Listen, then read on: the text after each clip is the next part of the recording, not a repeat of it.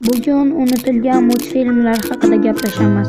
Hozir bolalar gadjetlarga mukasdan ketgan vaqtida biz Qunduz amakini hissalarini eshitib o'tirgan bo'lardik.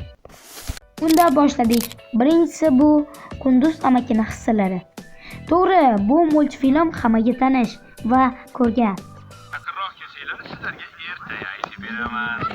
Qunduz amakini bolalarga aytayotgan ertaklar hammamizga qiziq tuyulardi. Va o'sha ertaklar bizni sekingina yaxshi yo'lga boshlar edi. Ikkinchi multfilmimiz esa Bolajon telekanalini har kuni ko'rayotgan bolalar bilishadi.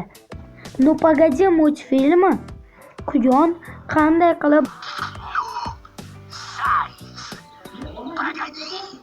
bo'ridan qochishi, ya'ni xavfli vaziyatlarda qanday qilib o'zini yengilgina olib, qiyin vaziyatlardan chiqib ketishini o'rgatar edi. Undan keyin esa Quyon og'aning sarguzashtlari. Bu multserial ham ancha oldingi bo'lib, lekin ko'nglimizda ajoyib tus olgandi.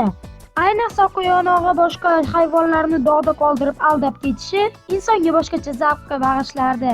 Quyon og'a eng og'ir vaziyatlarda ham o'zining aql zakovati bilan chiqib ketardi, lekin o'sha vaziyatlarga ham o'zi tushar edi.